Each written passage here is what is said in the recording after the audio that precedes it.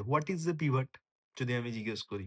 ডিফেন্সের ওপরে যে মিডফিল্ডার বা যে মিডফিল্ডার ২ জন বা ৩ জন বসে আছে, তাদেরকে আমরা পিভট বলতে পারি। পিভট কখন আমরা বলতে পারবো? না যখন সেই ভদ্রলোক ওখানেই থাকছেন, ওখানেই বলটা রিসিভ করছেন এবং প্রোগ্রেসিভ পাসেস খেলাচ্ছেন। এবারে তুমি বলতেই পারো প্রোগ্রেসিভ পাসেস জিনিসটা কি? প্রোগ্রেসিভ পাসেস আর কিছুই না। তুমি বলটা নিয়ে সাইডে পাস খেলাচ্ছ না বা ডিফেন্ডারকে ব্যাক করছো না। তুমি উপরে বলটা খেলাচ্ছ।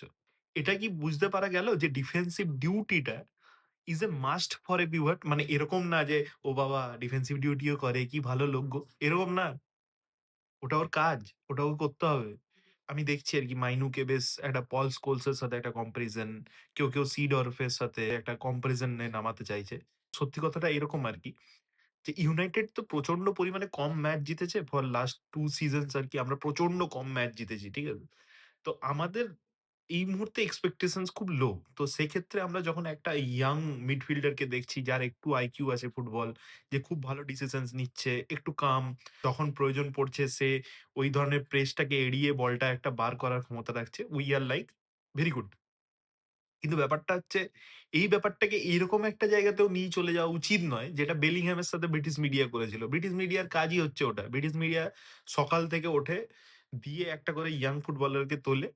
দিয়ে তারপরে বলবে যে, "আচ্ছা, এই ভদ্রলোক তো বিরাট খেলছে। এ তো মনে হচ্ছে নেক্সট মেসি। এ তো মনে হচ্ছে নেক্সট মারাদোনা।"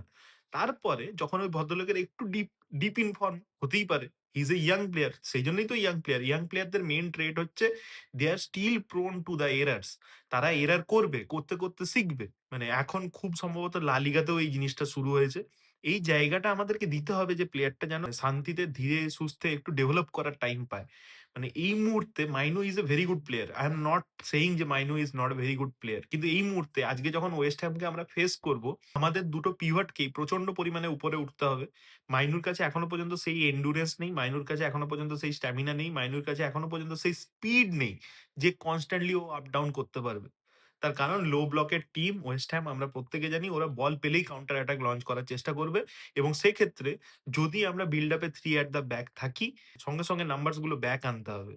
তো মেইন প্রবলেমটা হচ্ছে মানে আমাদের মতো জায়গায় আরকি দাঁড়িয়ে আরকি। যখনই আমরা অনেস্ট টেক রাখবো, it feels like L football take. It feels like 0 football knowledge.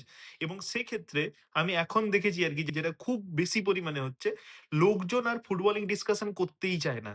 মানে it has come down to footballing reaction. তার কারণ হচ্ছে আমাদের কাছে অপশন নেই।